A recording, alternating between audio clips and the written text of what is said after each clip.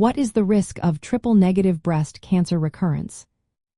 Imagine facing a type of breast cancer that is more aggressive and harder to target with treatments. That's what happens with triple-negative breast cancer, a form that lacks estrogen receptors, progesterone receptors, and HER2 protein.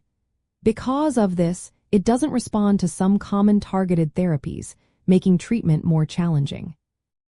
Research shows that about 40% of people diagnosed with early-stage triple-negative breast cancer will experience a recurrence after standard treatment.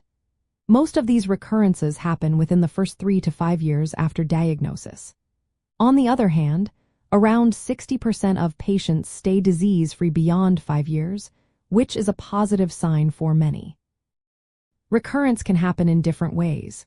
It might be local, meaning in the breast or nearby lymph nodes. It can also be regional or as distant metastases, spreading to other parts of the body like the bones, liver, or lungs.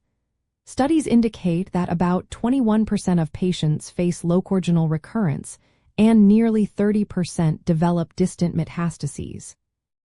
Among breast cancer subtypes, triple-negative has the highest chance of local recurrence, which makes close monitoring very important.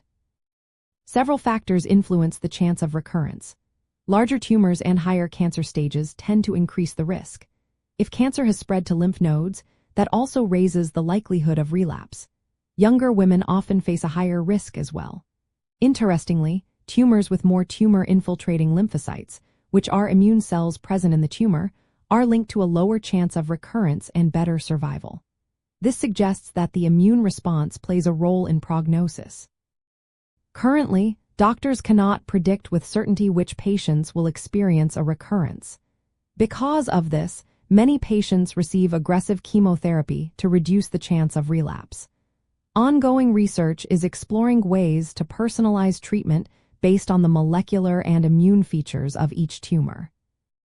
In summary, triple-negative breast cancer carries a relatively high risk of coming back, especially within the first 5 years after treatment. While about 40% of patients may face recurrence, most remain disease-free long-term. The aggressive nature of this cancer and the limited options for targeted therapy highlight the importance of close follow-up and sticking to treatment plans. Every individual's risk varies depending on tumor size, stage, immune response, and personal health factors.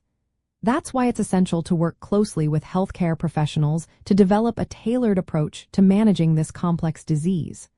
Always remember to seek personalized advice from your medical team to understand your specific situation better.